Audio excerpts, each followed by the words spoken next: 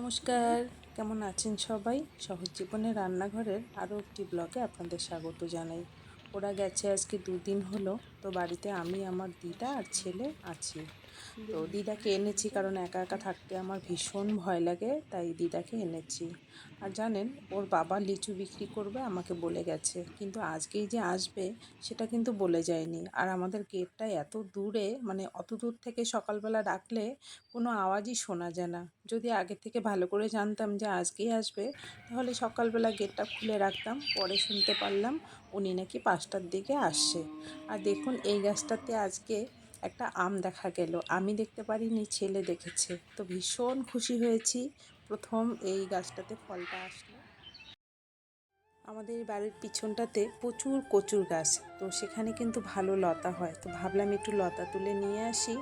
দিদা অনেক কিছু খায় না, জন্যেই ভাবলাম যে লতাটা তুলে নিয়ে আসি।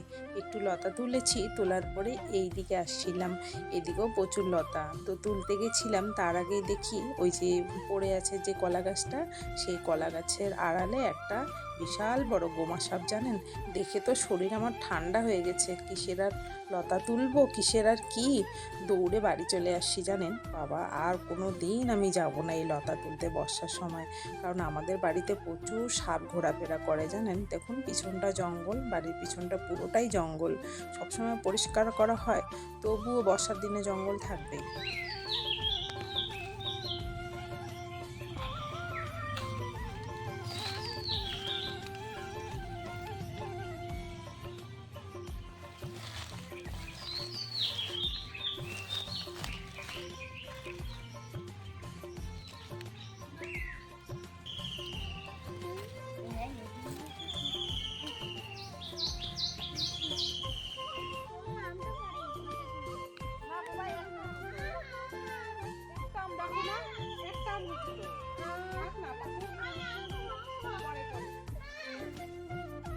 যুগের কি অবস্থা দেখুন। আমি যখন ছোট ছিলাম, কার গাছে আম, কার গাছে লিচু, কার গাছে কলা, এইসব নিয়ে আমরা কিন্তু দৌড়াদৌড়ি করতাম। মানে একটা লিচু খাওয়ার জন্য গাছের গোড়ে গিয়ে দাঁড়িয়ে থাকতাম, কখন বাড়ির লোক ঘরে ঢুকবে বা ঘরে থাকবে, চুপ করে একটা লিচু নেব। আর এখন দেখুন, আমাদের দুটো গাছে এত লিচু পড়ে, কিন্তু একটা বাচ্চা কাচ্চাও আসে না। এরা আম দেখি দেখি,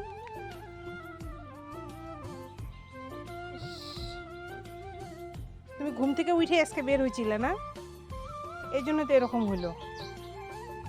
দেখি, চলো চলো, মশা কামড়াচ্ছে, চলো যাও স্নান করো, গিয়ে যাও,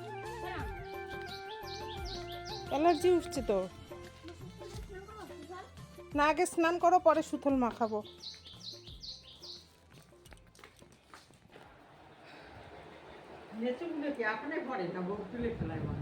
হ্যাঁ, পাখি ফেলায়। ওই যে আমার দিদা লতা কাটতে বসছে। দিদার আবার এই যে হাতে ব্যথা, 2 হাতেই ব্যথার জন্য, ব্যথার অনেক কিছু খায় না, সবজি খায় না। তো দিদার জন্য চিন্তা ভাবনা করতে করতে ভাবলাম যে না, একটু লতা তুলে নিয়ে আসি, খেতে পারবে। এই যে গাছের ঢেঁড়স, এগুলো দিয়ে একটা চচ্চড়ি করব। আর দেখি কি রান্না করি, থাক। অনেকগুলো বাচ্চা আসে, চায় লিচু, দিতে পারবো ওগুলা। একদম না, না, দিতে হয় এরকম করে উধারে দিতে হবে, উধারে না, দিতে হয়। আমার তাও লিচু দিব না। যাও, তুমি স্নান করো, যাও যাও যাও যাও যাও। অ্যালার্জি উঠে কি হয়েছে?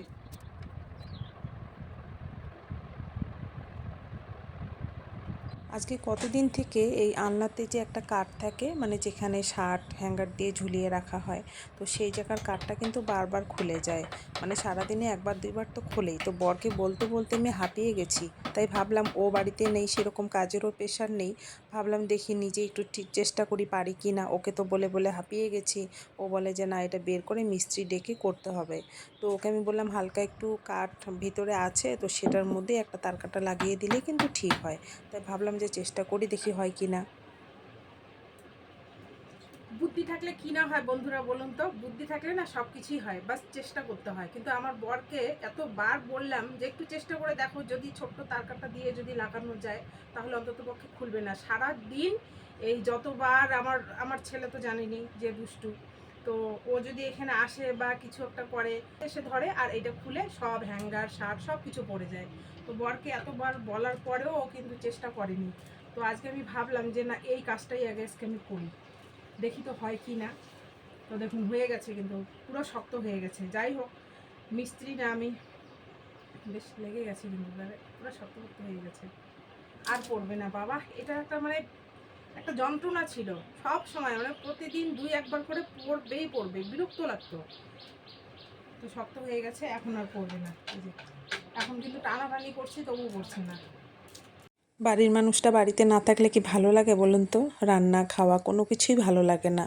কিন্তু তবুও আমরা 3জন আছি, খেতে তো হবেই, কিছু তো করতেই হবে। তাই অনেক চিন্তা ভাবনা করে দিদারও আবার শরীরটা ঠিক না, মানে পেটটা ভালো না। তো পেট পরিষ্কার জন্য আজকে দিদাকে বললাম চলো আজকে ছ্যাঁকাই খাই।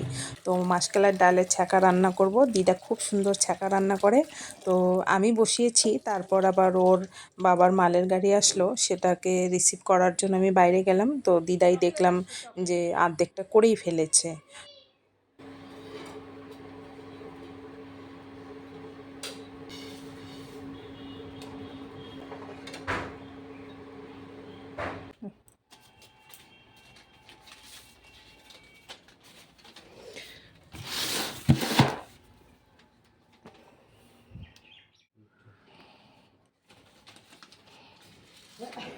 হয়েছে? আরো আসছে?